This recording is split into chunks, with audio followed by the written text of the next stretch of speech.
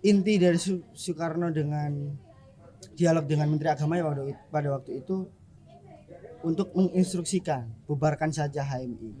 Setahu saya di Kemindo kan kayak pionirnya kan selalu mengagungkan Bung Karno sebagai suatu bentuk tokoh ya pionir lah kayak suatu contoh gitu. Nah mungkin bisa dibantu dijelasin juga secara singkat ke teman-teman. Ketuanya dari sini, otomatis anggotanya kebanyakan dari sini. Akhirnya fakultas itu dikuasai organisasi ini. Itu menurut saya udah menyalahi aturan ketika kita selalu berkoar-koar adanya nepotisme dan lain sebagainya ya. Saya mahasiswa Fakultas Hukum Universitas Jawa Timur. Seperti itu. Kalau dari pribadi saya sebenarnya saya mewakili ya sama Pak dan seterusnya. Orang ini penting hadir di antara kami. Halo Sobat KM, kembali lagi di Tobrak Mahasiswa, yaitu program tentang pengenalan organisasi mahasiswa. Oke teman-teman, pada malam hari ini saya nggak akan sendiri. Saya ditemani oleh dua orang hebat di sini. Yang pertama ada Mas Raffi dari HMI dan juga Mbak Anggi dari KMNI. Sesuai dengan tema pada hari ini, teman-teman bisa dilihat judul yang kita tampilkan di situ. Nah, untuk sebelum kita jauh ke sana ya teman-teman ya, mungkin kita akan perkenalan dulu nih. Mungkin Bu Hari Mas Raffi dulu, silakan Mas. Ya, perkenalkan nama saya Raffi Akbar Warsmi, saya mahasiswa Fakultas Hukum Universitas Jawa Timur angkatan 2021. Silakan Anggi. Oke, perkenalkan nama saya Angelik Salsabilia Patricianatus, biasa dipanggil Anggi, dan sekarang ini lagi mengemban tanggung jawab sebagai Sekjen di GMNI Komisariat Bela Negara UPN Veteran Jawa Timur. Oke, kita sudah perkenalan ya. Aku panggilnya ini ya sesuai dengan nama HMI Kanda. Oke ya, saya panggil Kanda Raffi ya. Kalau game ini tetap Sarina. Oke. Sarina Anggi gitu. Iya. Oh ya. Oke teman-teman, pada segmen malam hari ini sangat seru ya karena hal yang kita bahas ini adalah hal yang sangat apa ya, kayak bagi mahasiswa umum awam itu kayak masih hal rancu gitu loh, masih hal yang tabu. Nah, pada saat ini kami dari Kata Mahasiswa mengundang KMNI dan juga HMI untuk kita sharing-sharing bareng pada malam hari ini. Nah, mungkin untuk dan juga pun Mas Kanda Raffi ini juga mantan ketua umum PLM ya. PLM Hukum pada tahun 2023. Sedangkan Mbak Sarina Anggi itu juga sebagai mantan anggota himpunan administrasi publik. Oke teman-teman, kita lanjut pertanyaan yang pertama. Nah, bisa jelasin nggak kayak baik Sarina ataupun Kanda di sini itu profilnya juga, terus apa sih dari masing-masing eksternalnya itu? Mungkin dari Kanda Raffi dulu bisa bantu jelaskan. Oke. Dari profil pribadi ya. Ya, saya tadi namun udah perkenalan ya, kira-kira ya. Jadi saya langsung pengalaman organisasi saya itu di 2022 itu langsung masuk ke staf advokasi dan pergerakan BEM Fakultas Hukum. Kemudian setelah demisioner, kemudian ada beberapa dinamika, kemudian saya langsung jadi ketua umum Badan Legislatif Mahasiswa Fakultas Hukum. Kemudian kalau karir di HMI sendiri, saya LK1 itu semester 4 itu tahun 2023 awal 2023 Februari, saya masih ingat betul. Saya baru LK1, baru masuk ke gerbang himpunan mahasiswa Islam ketika semester 4. Kemudian saya di komisariat jadi kepala bidang perguruan tinggi, kemahasiswaan dan pemuda. Itu bidangnya itu kayak mengurusi perguruan tinggi, apa dinamika di perguruan tinggi, kemudian kegiatan-kegiatan kemahasiswaan, kemudian kegiatan kepemudaan, gitu-gitu aja sih. Dan kemudian sekarang sedang berjuang mulai dinamika kampus yang teman-teman sudah ketahui bersama. Oke, selanjutnya mungkin Mbak Sakinah Anggi ya. Oke, sorry. Mungkin bisa bantu jelasin juga. Baik, kalau dari aku sendiri dulu tuh pengalaman organisasi di Ormawa ya. Itu di tahun 2022 itu mengikuti HIMA. Di HIMA itu awalnya jadi fungsionaris atau anggota Departemen Kajian Aksi dan Propaganda. Tapi ketika itu ada pergantian posisi dan saya naik jadi wakil kepala departemen. Lalu setelah demisioner, saya melanjutkan untuk ikut kegiatan kolektif di luar kampus seperti halnya aksi Kamisan, lalu ada juga kolektif lapak baca seperti itu.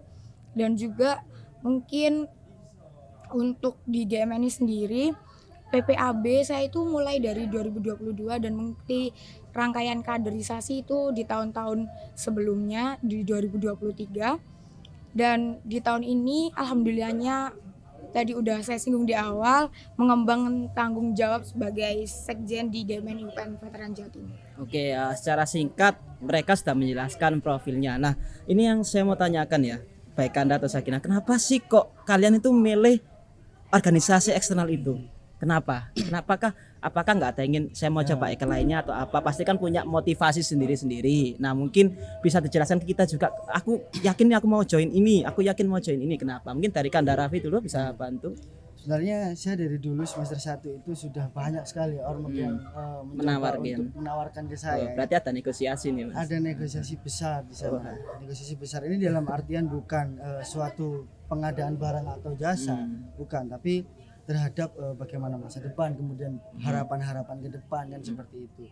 Kemudian dulu itu semester 1 saya sudah bertemu Mas Dimas dari HMI, kemudian yang dari GMNI ada Mas Iqbal angkatan 15. Kemudian dari PMI itu ada Mas Gerard itu waktu itu bertepatan menjabat ketua riset mahasiswa Fakultas Hukum, itu PMI. Kemudian yang ketiga ada Mas Hari, saya kenal Mas Hari, yang kemudian dihubungkan ke kawan-kawan Unair, ke ormek yang namanya Lamri. Nah, Lamri itu Laskar Mahasiswa Republik Indonesia, di mana Lamri itu bukan termasuk Cipayung Plus katanya waktu saya di ini ya, di kader lah teman-teman mengatakannya. Kemudian ada juga ormek LMND yang coba masuk untuk menawarkan saya. Kemudian juga ada ormek kami, Kesatuan Aksi Mahasiswa Muslim Indonesia, yang kami ini teman-teman selalu membicarakan tentang ikhwan muslim dan lain sebagainya. Kemudian saya berpindah dari tempat kopian ke kopian, kemudian saya membaca buku, kemudian baca di internet dan lain sebagainya. Ada suatu saat di semester 4 ini yang mengharuskan saya itu untuk merenungkan, bermuhasabah diri di masjid pada waktu itu. Kan jadi sampai ke masjid ya Mas ya, buat waktu merundungkan. Itu terkena masalah yang besar. Okay. Sebenarnya terkena masalah yang besar, ujian dan cobaan. Kemudian mungkin teman-teman penonton sering melakukannya ketika mendapat masalah terus tiba-tiba buka Al-Qur'an. Iya, benar. Ya, buka Al-Qur'an menemukan jawabannya kan seperti itu kan. Berarti hal ini bisa menjadi sumber panduan dan patokan. Kemudian kembalilah saya ke PMI, kembalilah saya ke HMI. Waktu itu mungkin interpretasinya lebih baik Mas Dimas daripada Mas Gerard, yang akhirnya ketika udah jam 12 udah jam 1 kita udah bahas Tuhan dan lain sebagainya kan, ternyata berfilsafat seperti itu meyakinkan diri saya akhirnya. Waktu semester 4 waktu semester 3 itu saya nggak berhubungan lagi sama teman-teman ormek, karena pada waktu itu sebenarnya saya ini juga anti ormek Mas sebenarnya. Di 1 semester 2 ya. Sama kawan-kawan Fakultas Hukum dan Veteran Jawa Timur waktu itu kuliah di Dragon. Kok bisa tiba-tiba saya ingin join anti ormek, akan tetapi pada waktu itu ada pembagian tugas. Jadi untuk menghancurkan sesuatu yang terstruktur dan sistematis, kemudian yang banyak ilmunya, kita juga butuh yang terstruktur dan sistematis. Kan gitu. Kemudian ya udahlah kita pakai tugas. Ada pos-pos dan tugas masing-masing kawan-kawan angkatan saya pada waktu itu. Kebetulan saya mendapat tugas untuk mencari informasi dalam organisasi eksternal, yang berartian bahwa ketika kita ingin menghancurkan sebuah musuh, maka kita kenalilah musuh itu. Benar. Akan dengan kata lain kita sayangi dulu musuh itu. Akan tetapi pada waktu itu sudah saya coba bersama, sehingga ada 6 ormek yang menawari saya dan 6 ormek yang sudah saya serap betul informasinya, kemudian saya berikan ke kawan-kawan. Sebenarnya pikiran kawan-kawan anti ormek angkatan saya pada waktu itu sangat terjawab oleh kesimpulan perjalanan saya. Jadi kesimpulan perjalanan saya itu ternyata nggak seburuk itu ke organisasi eksternal.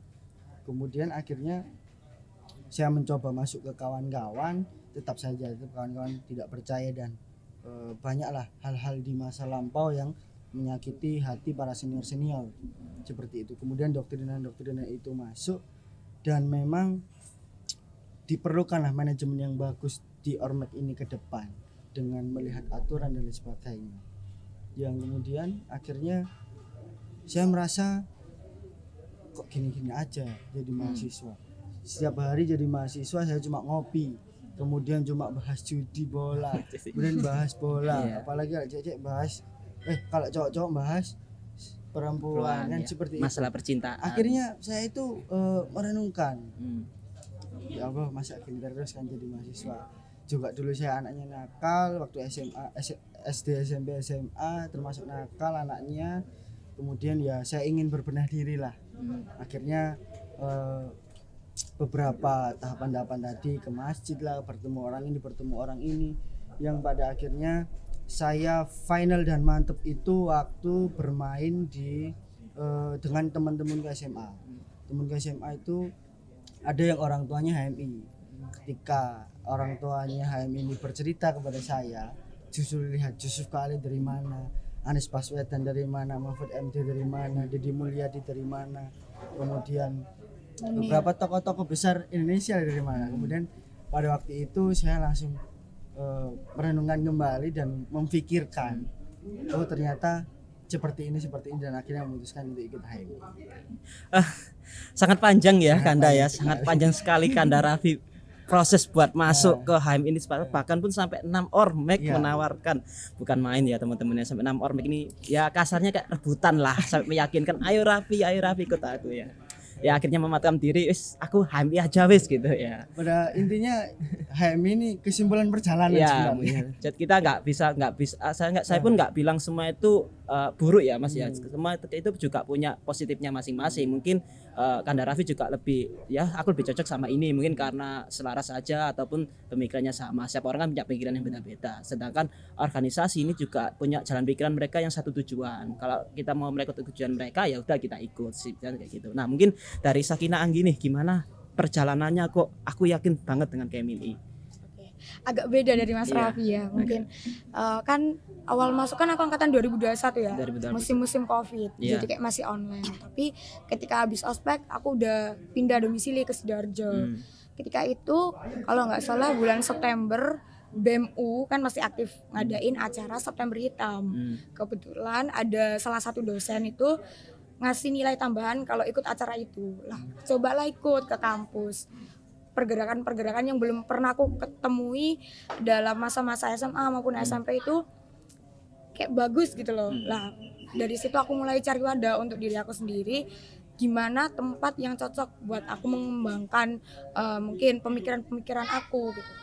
Nah, cari-cari nemulah GMNI. Nah, karena di UPN kan ada beberapa komisariat ya, mungkin. Lah, langsung nyantolnya itu di komisariat yang ini. Itu di 2022 itu aku ikut PPAB. Itu sih perjalanan singkat aja sih kalau aku. Cukup singkat dan juga prosesnya karena tambahan nilai aja Pak. Waktu itu dosennya nggak ngasih tugas, mungkin sekarang nggak di sini mungkin ya. Oke, itu secara singkat. Nah, kita melihat bahkan pun HMI ini pada zaman Orde Lama itu kan sudah berdiri ya. Nah, sekarang kan mungkin kalau zaman dulu mungkin karena masih proses-proses kayak Indonesia belum stabil dan sebagainya.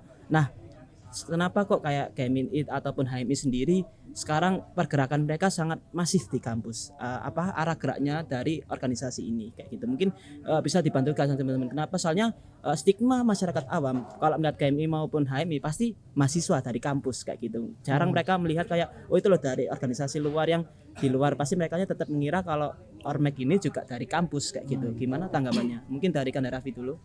Oke, karena ini pergerakan Ormek di kampus ya. Sebenarnya terkait sejarah berdirinya HMI itu ada dibagi beberapa fase. Ada 11 fase sejarah perjuangan HMI. Tapi kalau saya omongkan di sini mungkin kelamaan, jadi saya belum satu kan seperti itu. Jadi saya singkat saja. Waktu itu ada beberapa poin kenapa kok ada munculnya pemikiran HMI oleh Ayahanda Lafran Pandi. Waktu itu memang ada tuntutan kemerdekaan dan perang melawan Belanda, penjajahan dan tuntutan kemerdekaan. Kemudian ada suatu sisi yang sering saya highlight waktu berkegiatan di HMI itu adalah banyak orang-orang Islam yang berkonflik sendiri di zaman dahulu. Ada terbagi beberapa kelompok seperti itu. Banyak orang-orang Islam yang tidak peduli dengan ilmu pengetahuan. Kemudian ada orang-orang Islam yang peduli akan kemerdekaan. Kemudian ada orang-orang Islam yang hanya peduli keislamannya tapi tidak peduli kemerdekaan dan tidak peduli ilmu pengetahuan. Yang hal ini akhirnya membuat Laveran Pane pada waktu itu membaca buku yang sekian banyak sehingga menemukan bukunya Hasto Kraminoto yang berjudul Islam dan Sosialisme. Pada waktu itu akhirnya Ayahanda Laveran Pane membawa grandisan besar yaitu keislaman dan keindonesiaan, yang dimana kedua hal ini ya memang harus dikolaborasikan untuk membuat dan mengejawantahkan tujuan yang besar seperti itu. Kemudian ketika HMI ini berdiri pada pemikiran HMI ini ada waktu itu sudah hampir didirikan pada November 1946 sebenarnya. Akan tetapi ada peristiwa perjanjian Linggarjati waktu itu November 1946 sehingga melihat stabilitas negara ini belum cocok untuk menciptakan sebuah organisasi. Akan tetapi seluruh masyarakat Indonesia harus bersatu padu untuk mendukung dan mempertahankan kemerdekaan Indonesia.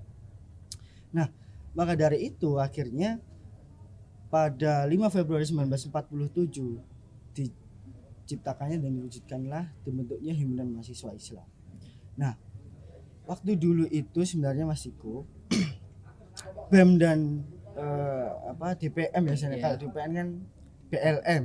BEM dan BLM sebenarnya dulu tidak ada. Jadi organisasi mahasiswa pada waktu itu ada beberapa organisasi pemuda lah, akan tetapi yang terkhusus namanya mahasiswa yang bisa diklaim pada sejarah itu Himpunan Mahasiswa Islam yang ada mahasiswanya 1947 yang kemudian disusul kan HMI Februari, disusul pada bulan Mei itu ada pembentukan Ormek juga, PMKRI namanya. Perhimpunan Mahasiswa Katolik Republik Indonesia yang itu kurang lebih tanggal 25 Mei 1947 PMKRI. Karena adanya ormek-ormek itu akhirnya partai politik ini melihat pergerakan mahasiswa. Yang pada waktu itu Mas Yumi ingin mengambil HMI untuk dibawa under bawahnya Mas Yumi. Akan tetapi sejak dari dulu diciptakannya HMI dan digagasnya HMI tetap memiliki prinsip independensi organisatoris yang dimana tidak ingin terikat dengan siapapun. Bahkan ketika HMI ini akan didirikan terdapat banyak sekali penolakan karena mazhabnya kan bebas. Apa aja mazhabnya bisa masuk dalam HMI. Apa aja alur politiknya bisa masuk dalam HMI. Ketika itu mazhabnya nggak jelas, ini di HMI ditolak, kemudian beberapa mahasiswa yang diajak ini keluar. Kemudian arah politiknya kemana? Arah politiknya nggak jelas, tidak terafiliasi dengan partai politik waktu zaman dahulu. Akhirnya banyak mahasiswa yang keluar pada waktu itu dan menolak pendirian HMI. Dan banyaklah dinamika pendirian HMI itu sehingga ada 14 pendiri HMI, 14 orang pendiri HMI yang semuanya terbagi dalam ketua umum, penulis, bendahara dan anggota.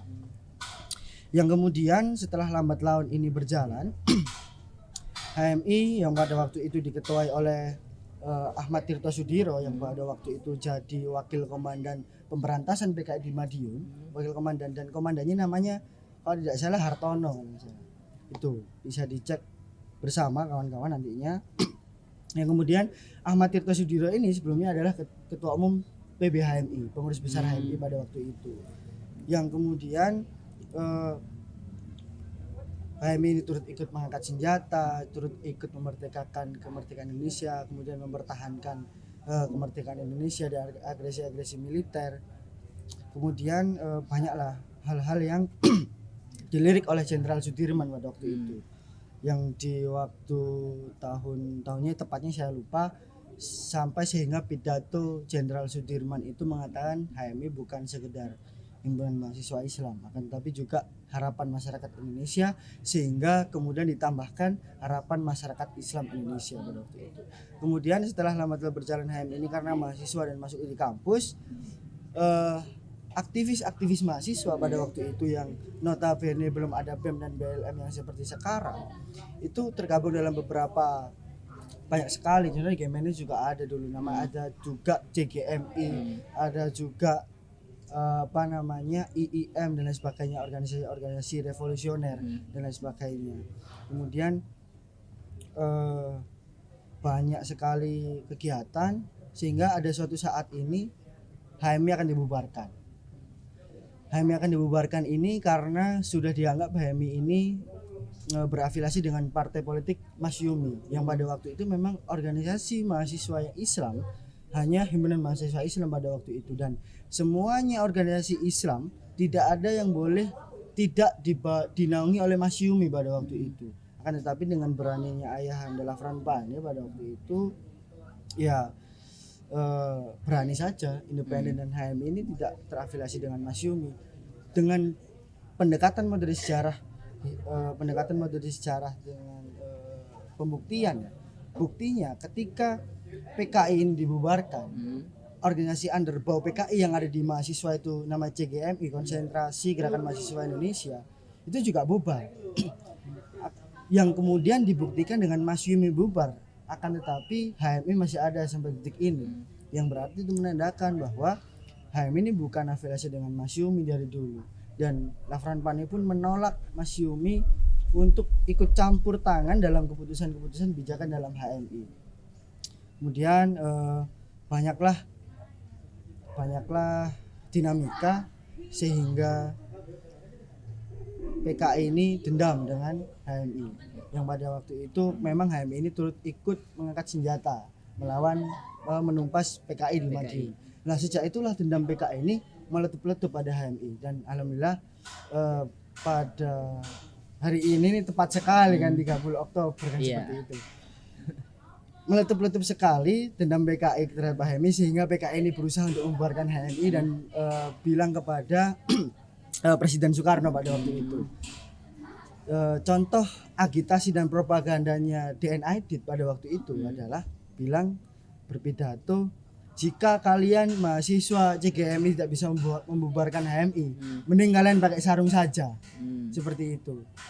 Jadi sampai segitunya. Kemudian setelah PKI ini mempioniri pembubaran HMI karena ada beberapa dinamika di sebelumnya, itu sehingga PKI menggaitlah partai-partai koalisi seperti Partindo dan PNI. Kemudian setelah 3 partai ini berkoalisi untuk membubarkan HMI dan kemudian membuat strategi dan taktik untuk membubarkan HMI ini, sekitar ada 42 organisasi underbau di 3 partai ini, PKI, Partindo dan PNI. Kemudian itu ada 42 underbau. Bayangkan sebanyak apa organisasi yang ingin membubarkan HMI pada waktu itu. Kemudian diproseslah Bung Karno ini ke Menteri Agamanya pada waktu itu. Saya lupa pastinya namanya, mohon maaf. Yang penting inti dari Soekarno dengan dialog dengan Menteri Agamanya pada waktu itu untuk menginstruksikan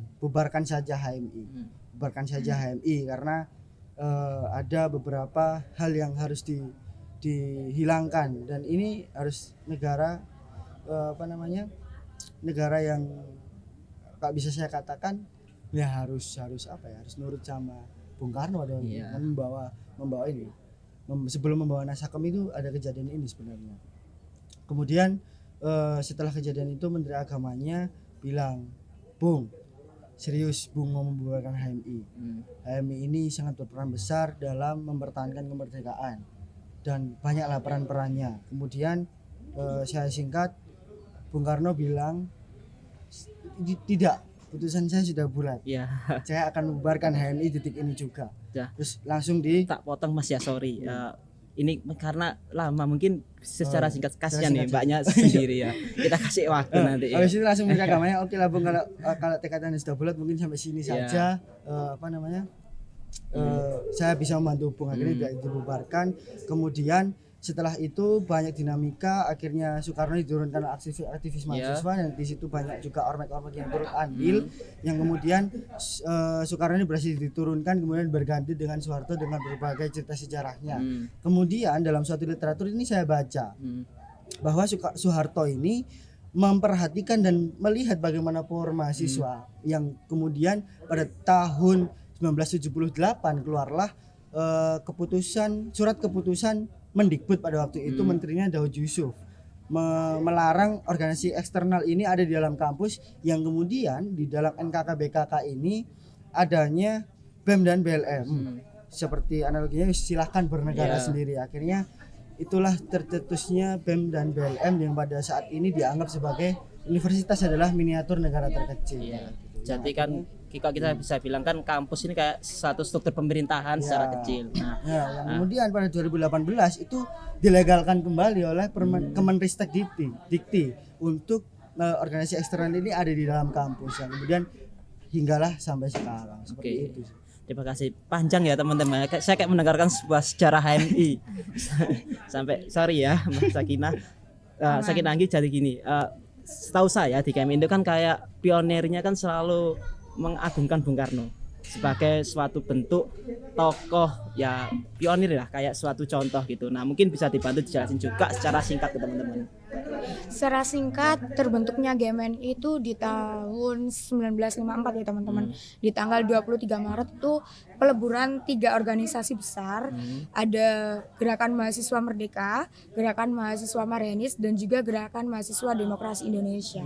Nah, dileburkan jadi satu itu ketiga organisasi tersebut sama-sama berideologikan Marianisme. Ideologi Marianisme ini juga dicetuskan oleh Bung Karno, yang mana ketika Bung Karno itu melihat rakyat kecil, mereka punya ladang sendiri, tapi cukup untuk memenuhi kebutuhannya sendiri di zaman kolonial Belanda waktu itu.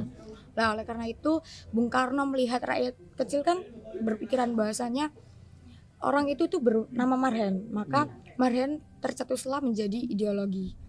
Nah, lalu di GMN ini juga memiliki moto ya, pejuang pemikir dan pemikir pejuang. Oleh karena itu ketika kita sebagai anggota GMN itu dalam melakukan perjuangan itu tidak asal-asalan, tapi kita memiliki konsepsional yang jelas dan konkret gitu. Jadi ini yang paling ditanyakan mahasiswa.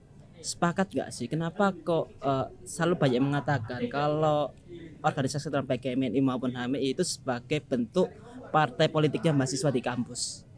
Kira-kira Anda sepakat gak dengan adanya statement seperti itu? Kalau saya sangat tidak sepakat sih, karena memang setiap organisasi eksternal itu memang pada awalnya tujuan awalnya berdiri adalah untuk pengembangan diri seorang mahasiswa juga.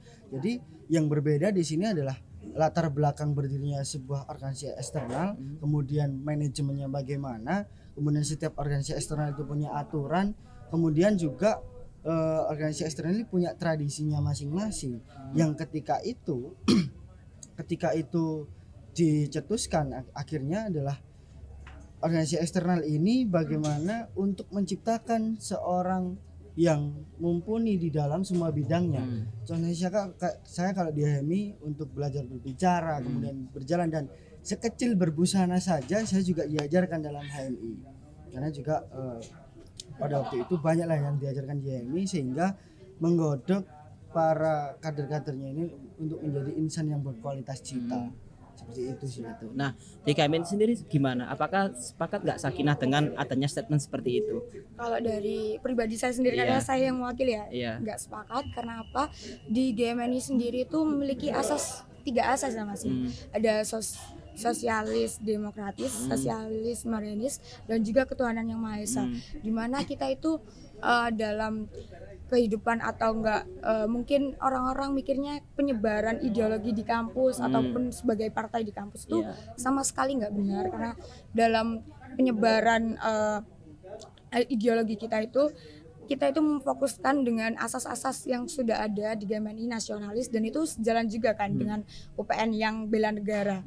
Nah, oleh karena itu kita masing-masing individu diajari bagaimana juga seperti yang dikatakan sama Mas Raffi, bagaimana kita itu public speakingnya, sampai juga dengan pemikiran kita sebagai mahasiswa itu diasah, dan kita itu selalu mengadakan diskusi-diskusi dan juga selalu mengikuti arah gerak bagaimana Indonesia itu setiap harinya gitu sih. Jadi kayak nggak setuju. Ya.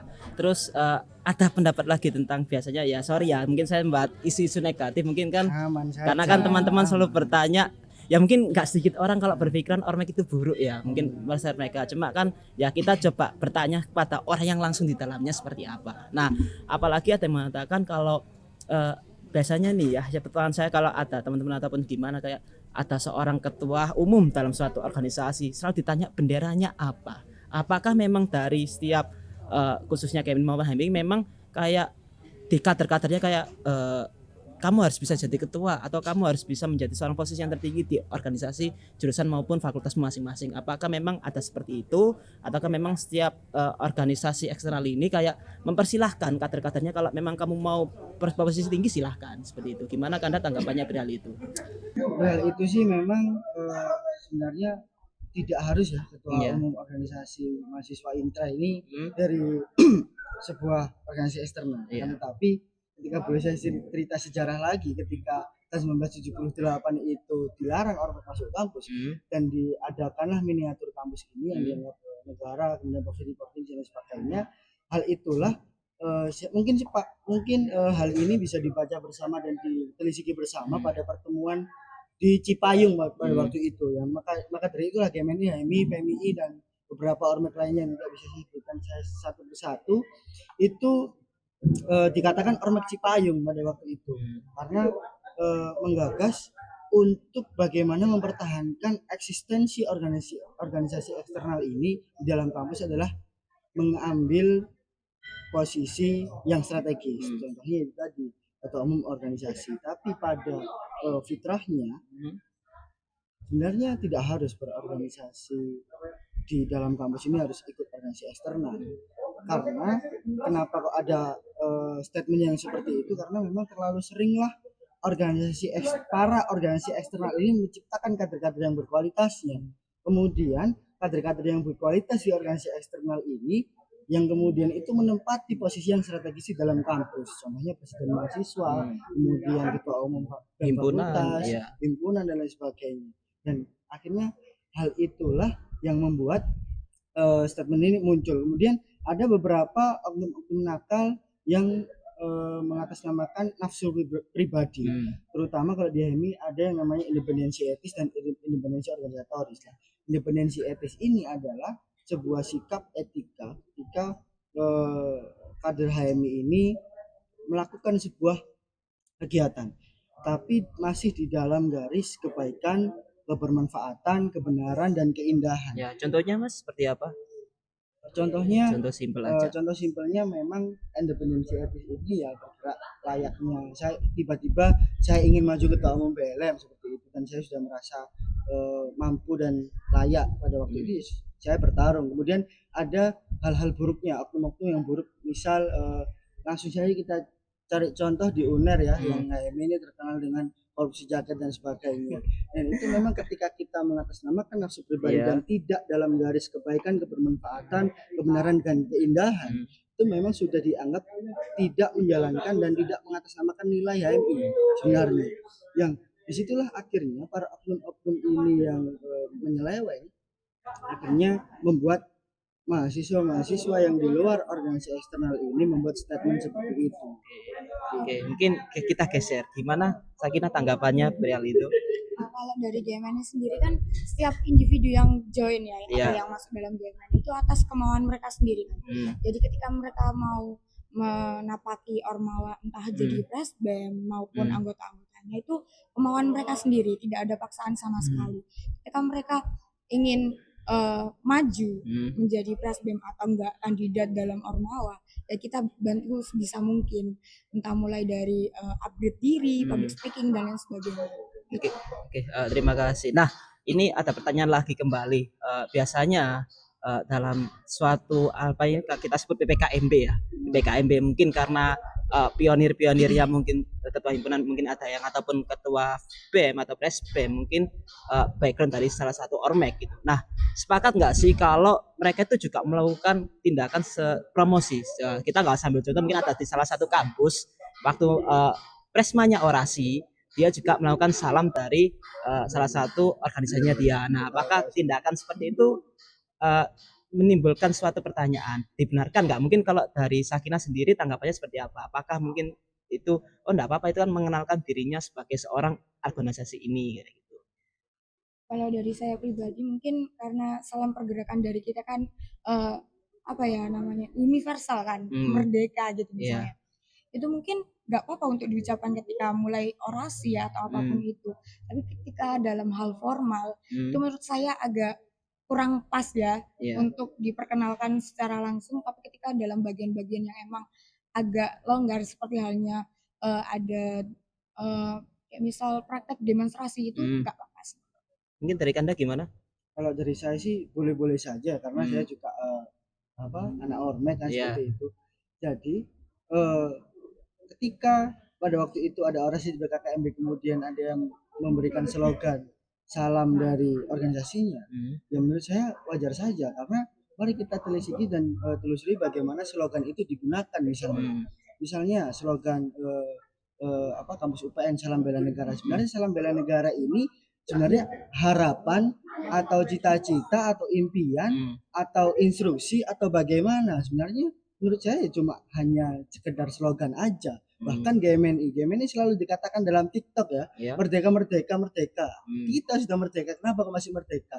Boleh-boleh saja karena itu hanya slogan saja untuk meningkatkan semangat perjuangan sebenarnya.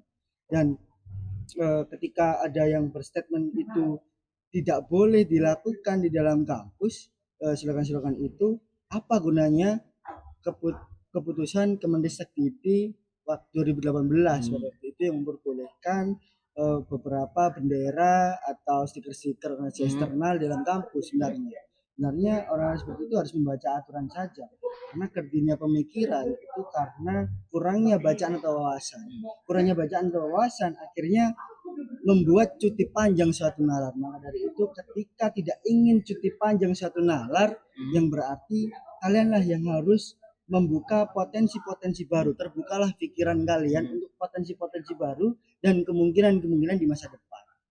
Nah, itu mungkin punya pandangan yang berbeda ya. Nah, saya mungkin ini ada pandangan lagi. Biasanya kita masih di PPKMB. Mungkin tahulah di salah satu kampus bahkan pun saat mahasiswanya ini baru-baru masuk, mereka sudah disambut oleh bendera-bendera, mereka sudah disoraki salam-salam dari mereka. Nah, apakah tindakan seperti itu memang dibenarkan ataupun mungkin kayak itu sebagai bentuk organisasinya pengenalan, sedangkan bisa karena banyak orang yang berpendapat itu masih pengenalan kampus yang dilakukan oleh organisasi secara resmi dari pihak kampusnya seperti itu. Mungkin ada tanggapan mungkin dari Kanda dulu aja gimana terkait mahasiswa baru yang langsung diberi ini ya langsung dikasih kan? Ya. Jadi itu hal yang wajar sih sebenarnya, tapi hal yang seperti itu menurut saya pribadi dan menurut beberapa kawan-kawan ormas saya hal itu tidak indah untuk dilakukan, maksudnya tidak rapi untuk sebuah gerakan. Jadi gerakan-gerakan harus rapi dan sistematis dan terstruktur. Ketika seperti itu yang berarti kita ini hanya organisasi massa dan himpunan mahasiswa Islam sendiri tidak ingin HM ini jadi organisasi massa saja, tapi memang harus organisasi pengkaderan. Dan memang hal inilah yang selalu ditekankan dalam himpunan mahasiswa Islam, yaitu organisasi pengkaderan, di mana para kaderan ini dimasukkan ke dalam kawah candra di muka sehingga ketika keluar bisa jadi gatot kaca. Mungkin dari Sakinah gimana tanggapannya? Kalau dari saya pribadi kembali lagi ke gimana lingkungan kampus sendiri ya. Kalau misal di UPN, kalau menurut saya kalau hal itu dilakukan di UPN ya, ketika mungkin masing-masing BEM maupun HIMA udah sepakat bahwasanya hanya ada bendera Ormawa saja yang dibeberkan ketika ada kegiatan PPKMB, ya itu sah-sah saja. Tapi ketika di kampus lain melakukan hal yang seperti itu juga sah-sah saja. Itu sih guys.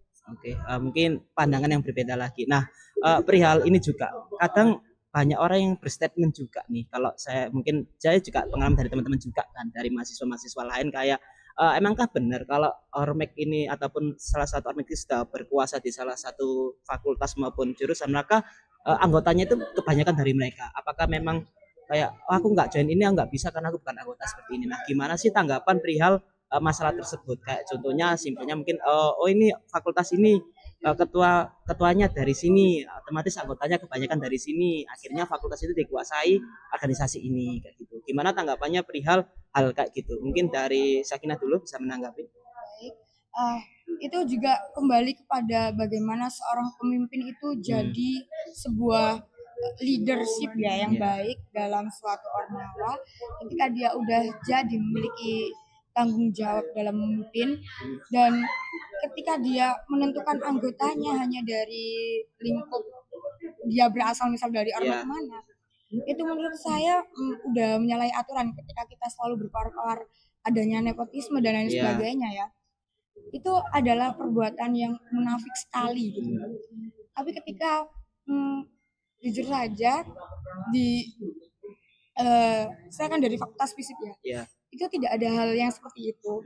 Karena memang sekarang minat mahasiswa terhadap ormawa itu menurun kan.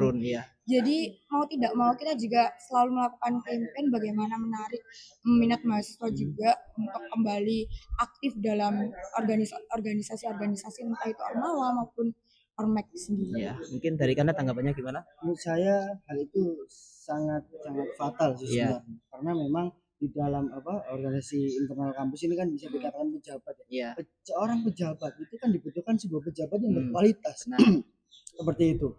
Kemudian setelah ada seleksi dan seleksi ini melibatkan unsur subjektivitas dan tidak cuma cukup unsur subjektivitas.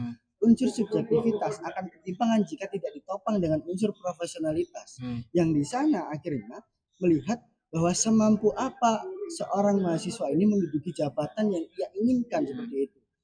Kemudian silahkanlah bertarung. Contohnya saya dulu waktu menjabat, ketika ada ormek lain, ada Gemen, ada PMI, saya masukkan semuanya. Untuk apa?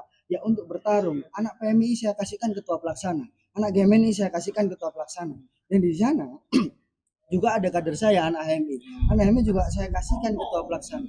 Yang di sana nantinya silahkanlah bertarung. Ormek mana yang membuatmu itu apakah ormekmu itu membuatmu kamu berkualitas atau tidak? Yang di sana akhirnya dibuktikanlah unsur-unsur profesionalitas itu. Yang kemudian kalau saya melihat di lingkungan UPN Veteran Jawa Timur menurut saya tidak ada kok yang ini Bismillahnya tidak ada lah ya. Harapannya tidak ada yang seperti itu. Contohnya saya di FISIP ada anak-anak ormek lain dan ormek saya juga bersandingan gitu. Sama seperti di Fakultas Hukum. Fakultas saya juga. Memang ketua BEM ini dari ormek saya, tapi ada beberapa kepala departemen dan kepala bidang itu dari GMNI misalnya. Jadi hal-hal seperti itu seharusnya teman-teman yang mengatakan seperti itu harus mengecek ulang dan menelusuri kembali bagaimana track record dan kedalaman sebuah organisasi dan unsur subjektivitas itu sendiri. Oke, kita ke pertanyaan terakhir ya. Sesuai dengan tema kita hari ini, kesimpulannya langsung aja.